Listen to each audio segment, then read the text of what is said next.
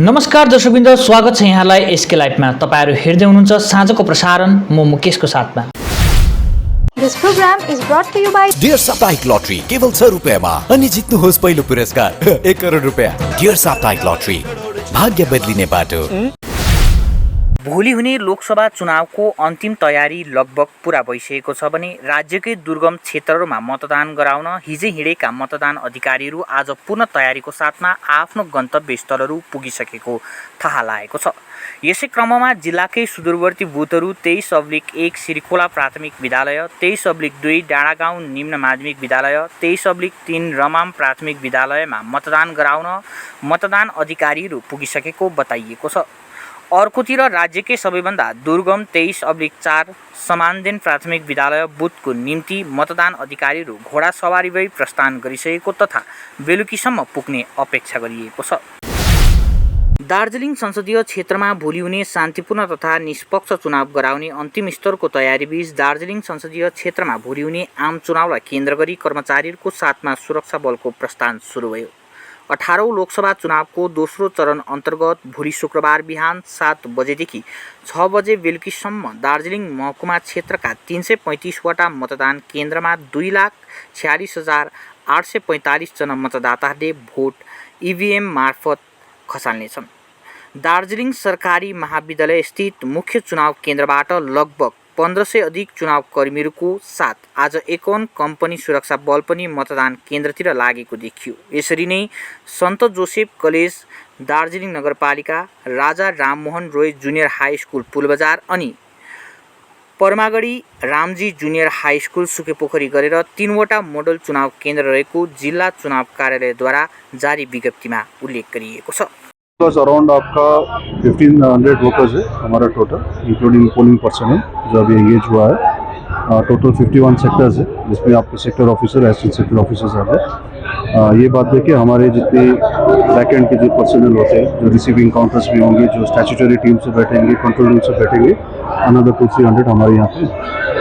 Total EVM machine 335 sets polling party के pass गया है, plus another additional जो हमारे पास अराउंड 100 मशीन है जो रिजर्व में है, जो ये हमारे सेक्टर के पास रहेगा। और कल अगर मॉक पोल के वक्त में और अदरवाइज ड्यूरिंग पोल अगर कोई रिप्लेसमेंट हुआ तो then it will be replaced at the polling station. Replacement vehicle कितना? Vehicle around 335 polling parties have been provided with vehicles, एक करके दिया है। आपका सेक्टर्स का सेपरेट व्हीकल्स है, प्लस रिजर्व में अनदर 70 व्हीकल्स हमारे पास है। So there is a booth named Krishna Rise Home. What is that? Krishna Rise Home. Which one? 318. What is that? It is a residence. No. There is no private residence booth here. Bhajpa नेता अरुण प्रधानलाई पुलिसले 10 लाख सहित पक्राउ गरेका छन्। हिजो बिजनबारी परबुङ बस्तीमा सुम्बुक निवासी भाजपा दार्जिलिङ महकुमाका सांगठनिक सचिव साथै रिम्बिक विद्यालयको शिक्षक अरुण प्रधानको निजी वाहनबाट पुलिसले 10 लाख बरामद गरेको छ। अरुण प्रधान पनि त्यसै गाडीमा थिए। यत्रो पैसा विषय जानकारी लिन खोज्दा अरुण प्रधानले राम्ररी बताउन सकेनन्। यसै शङ्कामा पुलिसले प्रधानलाई पक्राउ गरेका हुन् अनि रुपैयाँ पनि आफ्नो कब्जामा राखेको बताइएको छ। 13 राज्यको 89 सिटहरूमा चुनाव हुनेछ, जसमा यता पश्चिम बङ्गाल राज्यको 3 वटा सिटहरू हो, दार्जिलिङ, रायगञ्ज अनि बालुरघाट। यसरी 26 अप्रिलको दिन हुने चुनावमा यता दार्जिलिङ लोकसभा एसेम्ब्ली अन्तर्गत कालेबुङ जिल्लाको डिसिआरसी वार्ड नम्बर 8 को एसयुएमआईमा राखिएको छ, जहाँबाट कुल 288 वटा बुथहरूको निम्ति बिहानैदेखि पुलिस अधिकारीहरूलाई रवाना गरिएको छ। ज्ञात रहोस् कालेबुङ जिल्लामा यसपालि 288 पोलिङ बुथ रहेको छ, जसमा कुल मतदाता 2,18,098 रहेका छन् भने पुरुष मतदाताहरूको सङ्ख्या 1,07,589, महिला मतदाताहरू 1,10,509 अनि नयाँ मतदाताहरू 5,843 रहेका छन्। सबैभन्दा टाढो बुथ तोदे ताङता रहेको छ। हवस् त दर्शकवृन्द, समाचार भन्ने क्रममा पालो भएको छ छोटो विश्रामको।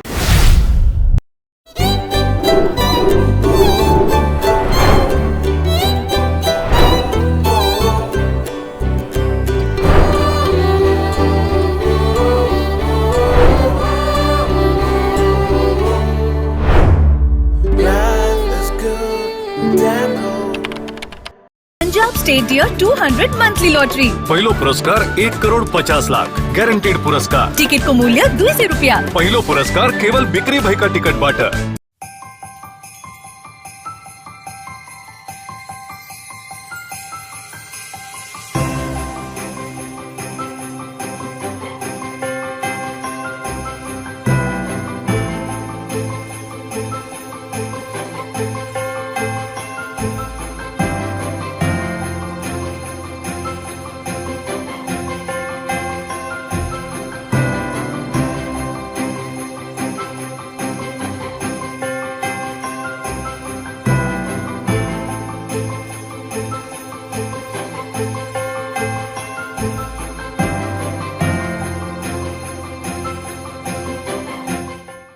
सिलीगुड़ी के सालबाड़ी में घर हो अपना, क्या आपका भी है ये सपना?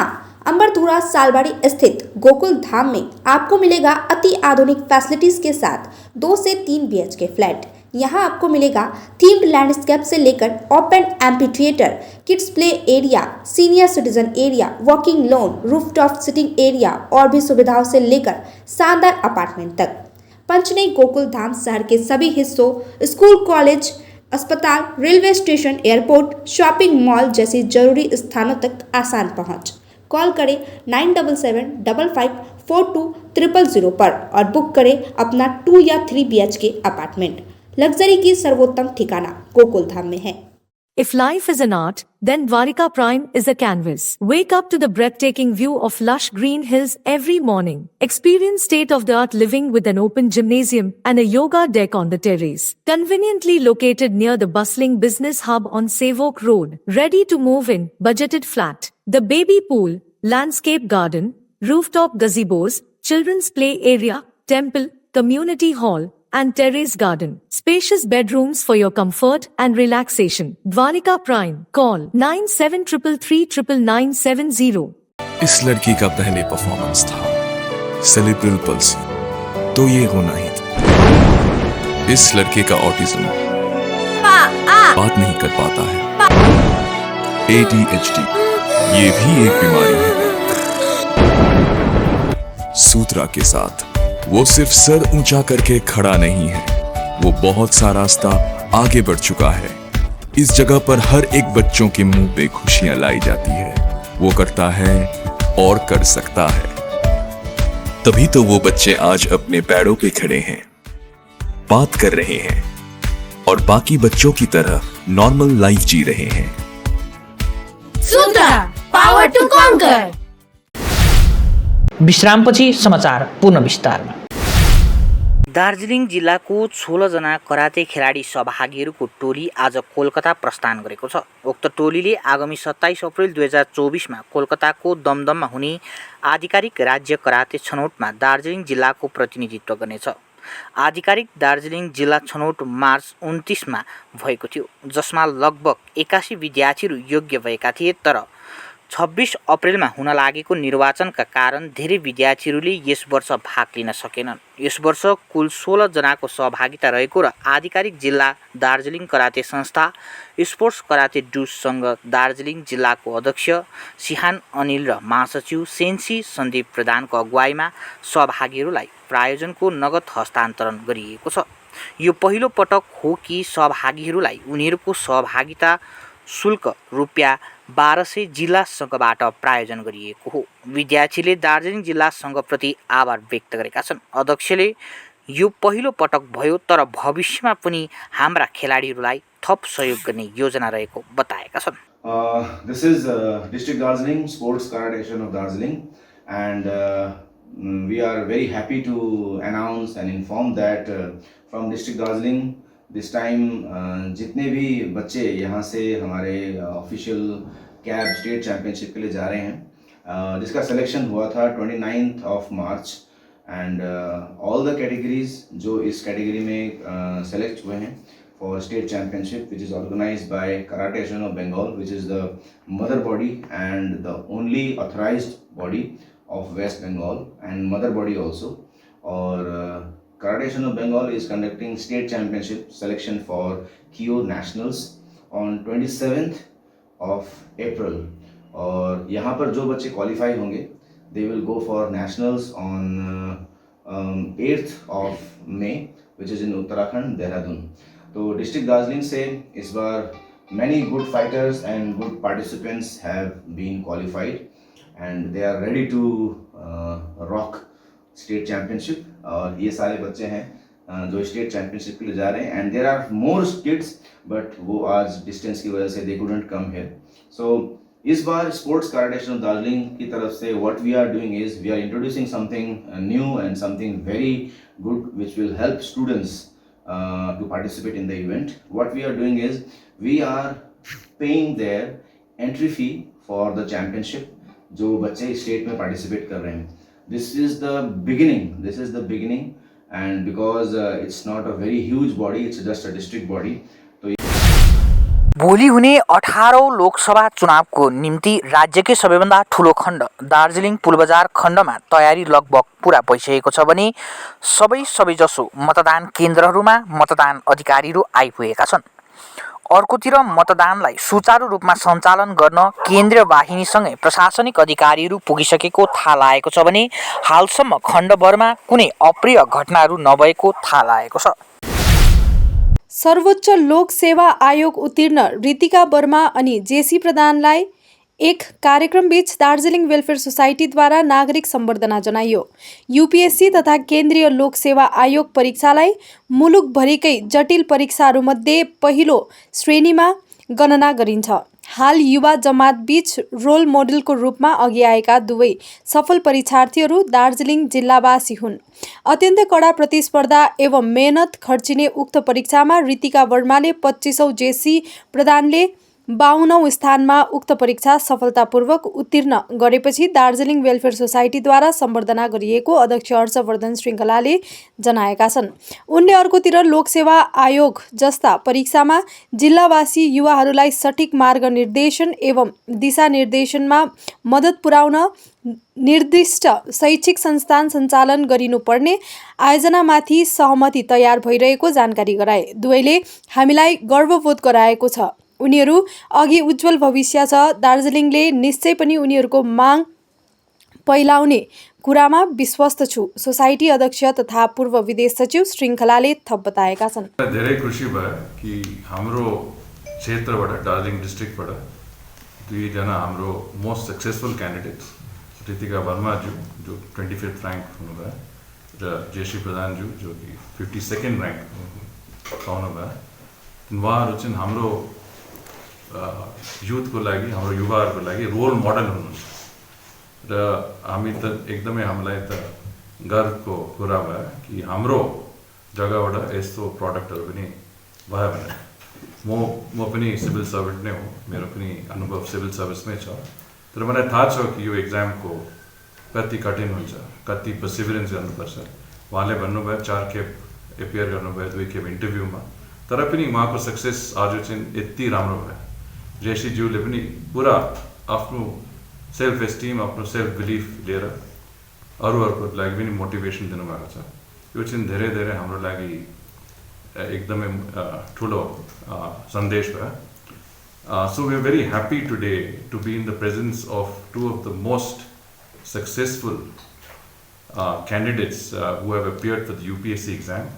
Their All India ranking is 25th for Ritika Vermaji, who's from our district, Darjeeling district, from Siliguri, and Jeshi Pradhanji, who's from Darjeeling town herself, and who has secured 50. My name is Ritika Verma. I've secured All India rank 25 this year, and this was my 4th attempt at UPSC. So I've been able to clear all 4 prelims. So I've given all 4 mains, and this was my 2nd interview. So for me, it's been a long journey, but a rewarding one, I would say, at this point of time. And you get to learn a lot about yourself. One should take it as a project of self-improvement. And intellectual improvement, I think, is one part of it. I think one should take it in the stead of physical and spiritual improvement as well. So I took it as a project for self-betterment, and I think it has given me rewards this year. What do you give the message to our new generation? I think the civil services are a great career opportunity, and also one gets to serve the nation. And whoever thinks they have the potential to do it should definitely give it a try, because I think even 1 year in the preparation, you find that you know so much more than you did before. So I think it's absolutely necessary if you think you have the potential to do it. How do you feel in this pass now? It feels like a dream, to be honest, especially sitting today here with sir. And I took a bit of a time to adjust to the fact that yes, I've made it, because this year I wasn't expecting my name in the list, so it was a pleasant surprise, and still digesting it, I would say. कस्तो feel गरिरहनुहुन्छ, कति कठिन छ त्यसको अलिकति तपाईको share गरिदिनुस् न। I think this exam is one of the most challenging exams, but it is upon you to clear this exam, and I think what is most important in this exam is to believe in yourself. Please do not have any sort of inferiority complex that you belong to a small town, that you may not have the resources. Please do not have that. Please go ahead with full confidence, prepare a strategy and have faith in that strategy. Stick to that strategy. I have been able to make it in my second attempt, and I think that is because of the faith I had in myself and the faith that my parents also had in me. So my message to the younger generation who are preparing for this exam is just going to be one sentence, that is, please believe in yourself. Arun प्रधान पक्राउ सन्दर्भमा आज अरुण प्रधानलाई पक्राउ गरिएको खबर आएको थियो। प्रशासनिक छानबिनपछि उक्त रकम स्वयं अरुण प्रधानको रहेको पुष्टि भएर उनलाई बिना शर्त रिहा गरिएको छ। रिहा पश्चात उनी परिवार अनि साथीहरूसँग यसरी तस्बिर लिएका छन्। हवस् त दर्शकवृन्द, आजलाई यति नै। भोलि फेरि साँझको प्रसारणको साथ उपस्थित हुने नै छौँ। तबसम्मको निम्ति हेर्दै गर्नुहोला यसकै लागि। 6 रुपैयाँमा 1 करोड 1 करोड 6 रुपैयाँ, केवल 6 रुपैयाँमा 1 करोड 6 रुपैयाँमा 1 करोड के 1 करोड केवल 6 रुपैयाँमा? किन्नुहोस् डियर साप्ताहिक लटरी केवल 6 रुपैयाँमा अनि जित्नुहोस् पहिलो पुरस्कार 1 करोड रुपैयाँ। 6 रुपैयाँमा 1 करोड 1 करोड 6 रुपैयाँमा 6 रुपैयाँ। डियर साप्ताहिक लटरी, भाग्य बदलिने बाटो।